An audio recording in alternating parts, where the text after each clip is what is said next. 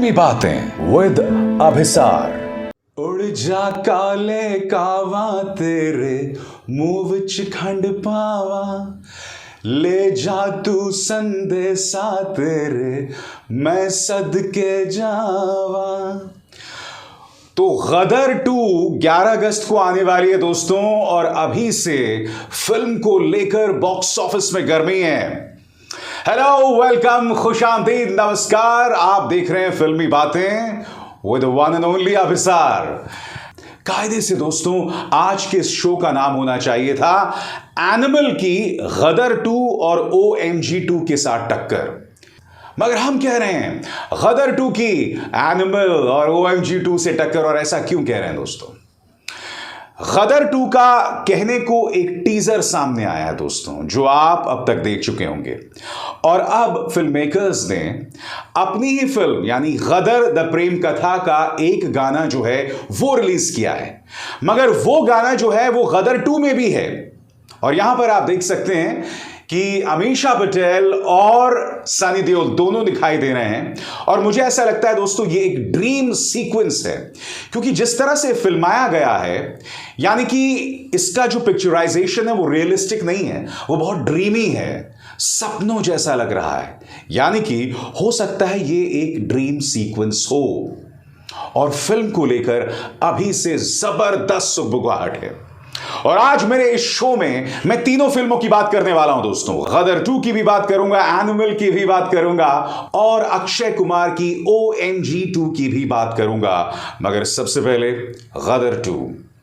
गदर 2 को लेकर कुछ चीजें सामने उभर कर आई हैं दोस्तों। सबसे पहली बात, हाल ही में फिल्म मेकर्स ने गदर को रिलीज किया था सिनेमा हॉल में, और एक हफ्ते में फिल्म के प्रति लोगों की जबरदस्त क्यूरियोसिटी देखी गई। लोग भर भर के सिनेमा हॉल गए इस फिल्म को देखने। इसका मतलब क्या हुआ? इसका मतलब यह हुआ कि गदर 2 एक जबरदस्त एडवांस बुकिंग के साथ खुल सकती है, मगर उसके सामने चुनौती है वांगा रेड्डी की एनिमल, जिसमें रणबीर कपूर हैं, और साथ ही अक्षय कुमार की OMG 2। तो जैसे मैंने बताया, उड़ जा काले कावा तेरे मुंह विच खंड पावा, ये गाना रिलीज हुआ है, और ये गाना भी गदर 2 में है। और एक और चीज सामने उभर कर आई है, और वो है फिल्म की एक्ट्रेस अमीषा पटेल का ये ट्वीट जो आप अपने स्क्रीन में देख रहे हैं। मगर ये ट्वीट क्या कहता है कुछ देर बाद, पहले आप इस सीन पर गौर कीजिए। आप देख सकते हैं दोस्तों, गदर 2 का टीजर आ गया, और इसमें सनी देओल जो हैं वो एक कब्र के सामने जो हैं बहुत दुखी दिखाई दे रहे हैं।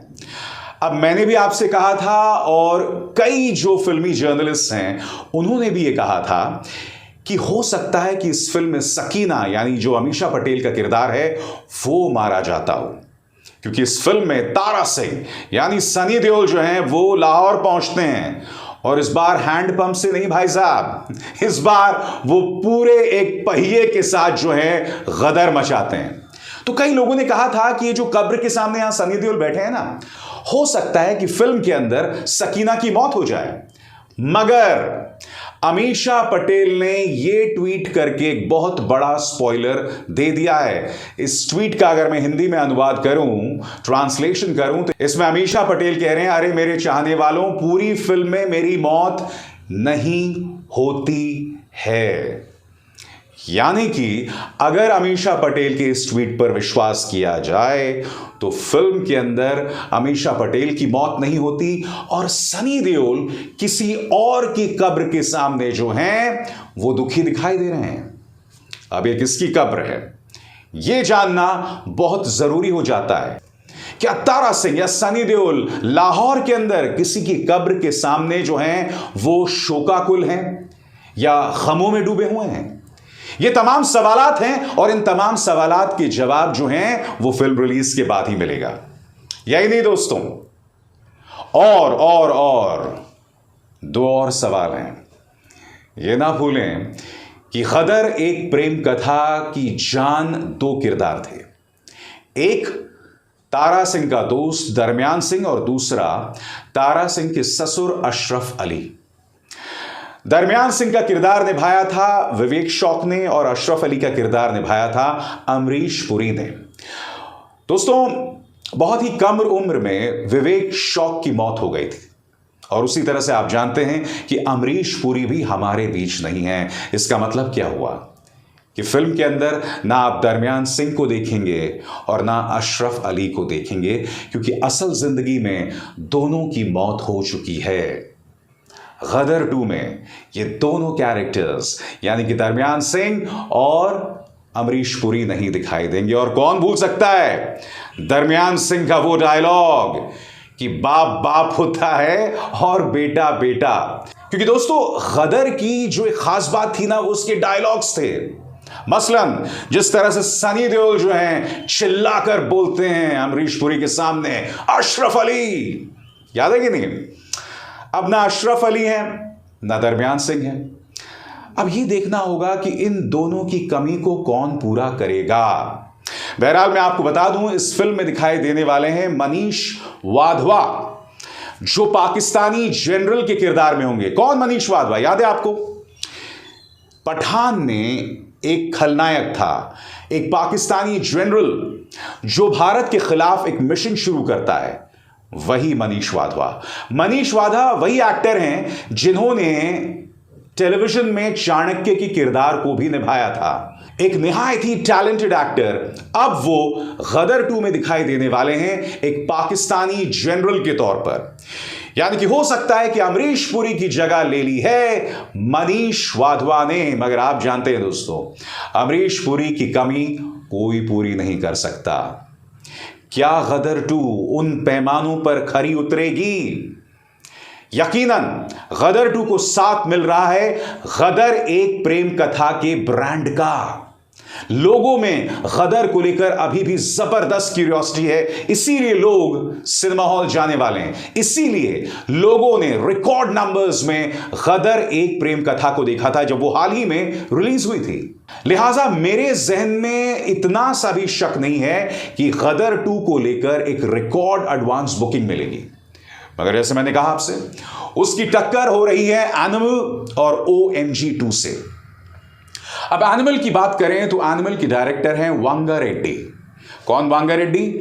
जिन्होंने कबीर सिंह डायरेक्ट की थी, जो कि एक सुपर डुपर हिट थी।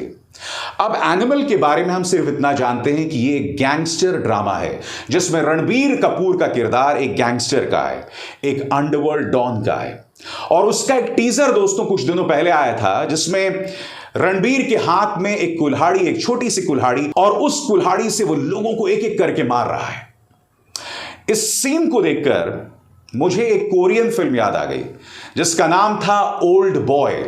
जी हां, इसी ओल्ड बॉय पर संजय दत्त की एक फिल्म बनी थी जिसका नाम था जिंदा। इस फिल्म में संजय दत्त के साथ थी लारा दत्ता और जॉन अब्राहम। जिंदा कोई बहुत खास नहीं चली थी, मगर ओल्ड बॉय जो कोरियन फिल्म थी वो एक बहुत ही क्लासिक फिल्म मानी जाती है। अब जो एक्शन सीन ओल्ड बॉय में था, जिसमें जो मेन प्रोटैगनिस्ट होता है अकेला 20-25 लोगों को एक जेल के अंदर मारता है, लगभग वही सीन हम एनिमल में देख रहे हैं। और एनिमल को लेकर भी लोगों में जबरदस्त क्यूरियोसिटी है। हालांकि मैं एक बात बता दूं, वांगा रेड्डी की कबीर सिंह में जिस तरह की मेल टॉक्सिसिटी, यानी कि एक पुरुष को जिस तरह से औरतों के ऊपर हावी दिखाया गया था, जिस तरह से कबीर सिंह के अंदर जहर था ना, मैं उससे इत्तेफाक नहीं रखता। अब देखना यह होगा कि एनिमल के अंदर इस तरह के कंट्रोवर्शियल एलिमेंट्स होते हैं, विवादास्पद पहलू होते हैं या नहीं होते हैं। क्योंकि पर्सनली मुझे कबीर सिंह कोई बहुत अच्छी नहीं लगी थी दोस्तों। अब देखना यह है कि एनिमल में वांगा रेड्डी क्या लेकर आ रहे हैं। और इसी तरह से OMG 2, अक्षय कुमार की OMG, ओ माय गॉड, जब रिलीज हुई थी तो बॉक्स ऑफिस पर उसमें अच्छी कमाई की थी दोस्तों। यही नहीं, उसके बाद सैटेलाइट टेलीविजन पर उसकी एक कल्ट फॉलोइंग थी। OMG यानी ओ माय गॉड के कई सीन्स बाद में जाकर मीम्स भी बने थे। और अब भगवान शिव का किरदार निभा रहे हैं अक्षय कुमार। अब अक्षय कुमार की दिक्कत यह है कि उनकी पिछली 10 से 12 फिल्में लाइन से फ्लॉप हो गई हैं। क्या OMG 2 उनके सितारों को बुलंद कर पाएगी? इंतजार करना होगा। हालांकि तीनों फिल्मों के बारे में कहा जा सकता है कि तीनों की टाइमिंग जो है ना, वो बहुत जबरदस्त है, वो बिल्कुल सटीक है। मसलन एनिमल, उसको लेकर लोगों में क्यूरियोसिटी है, लोग देखना चाहते हैं। गदर 2, आप गदर को लेकर जो रिस्पॉन्स था हाल ही में सिनेमा हॉल में, उसको देखकर समझ गए होंगे। और उसी तरह से OMG 2 भगवान शिव के किरदार को उजागर कर रही है। अब जाहिर सी बात है, लोग ऐसी फिल्म को देखना जरूर चाहेंगे, मगर किस में कितना है दम, ये तो 11 अगस्त को ही पता चलेगा दोस्तों। तो इंतजार तो रहेगा, और अभिसार को दीजिए इजाजत।